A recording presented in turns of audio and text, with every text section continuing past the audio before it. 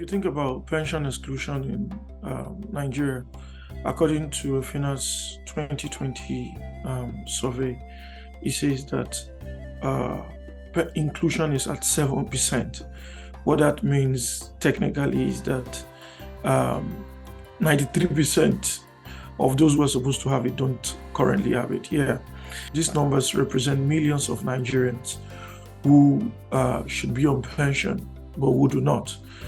Millions of Nigerians who probably when they retire or probably when they are not able to work anymore would not have any support system to help them lead a healthy or productive life at that age. This is not just a financial inclusion issue. It's an important social and fiscal challenge. Many of these people will not be able to pay for healthcare. They may not be able to support their children's education. Even many of them may not be able to pay for their housing rent and so many other things. And what would that do? It creates an economic burden on the health system. It creates economic burden on the housing system, and also it's psychological burden for a lot of families across the board.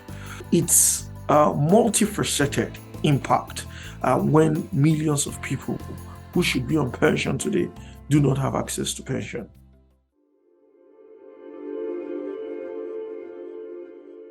We're in a period where we experience one of the fastest growth within our fintech space.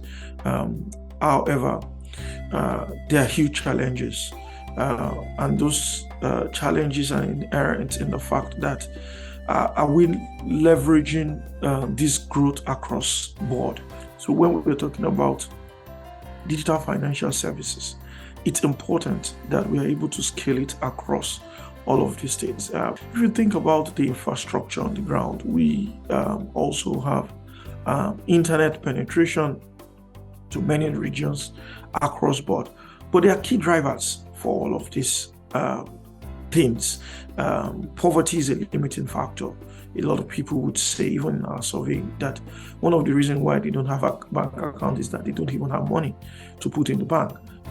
Other factors like trust issues in the financial system or the pension system. Level of education also is something to consider.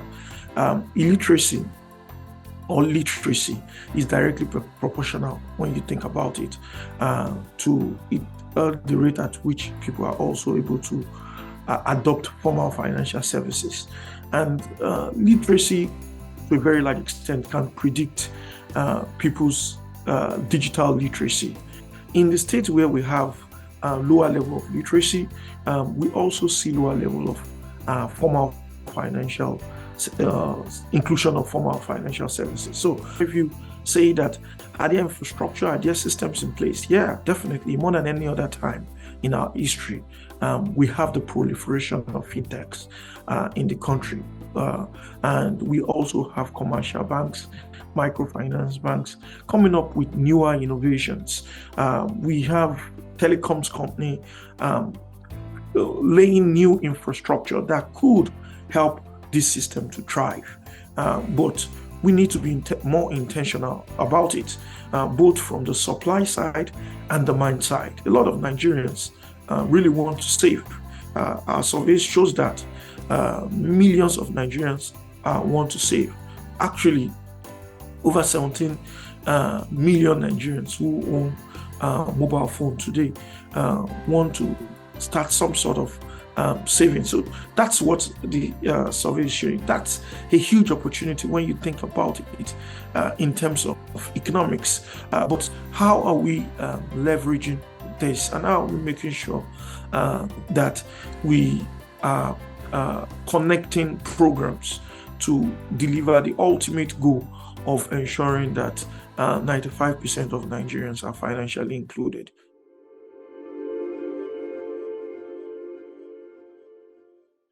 Well, as experts would always say, that collaboration is the new way to compete.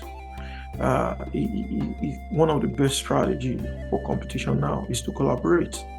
And that's what the pinBox project is all about, is to think of an ecosystem approach to accelerating the impact of micro pension program in Nigeria and Africa as a whole. So if you think about Africa and how micro pension is growing across board in Africa, you realize that different African countries had different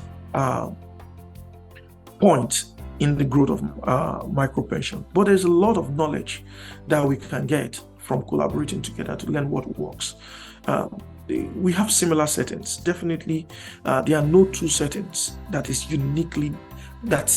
exactly the same. However, from our similarities, there are a lot of lessons that we can pick.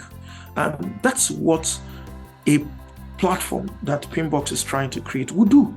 It would create a conducive platform for key players, key stakeholders to collaborate towards achieving a conducive system to accelerate the impact of micro pension interventions in Nigeria.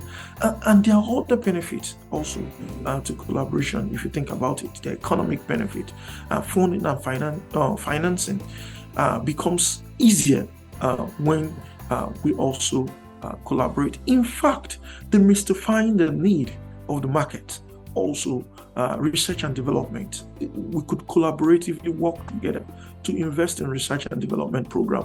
What that means is that it reduces the cost on individual companies, and this on the long term will benefit all of the companies that is effectively engaged on this process.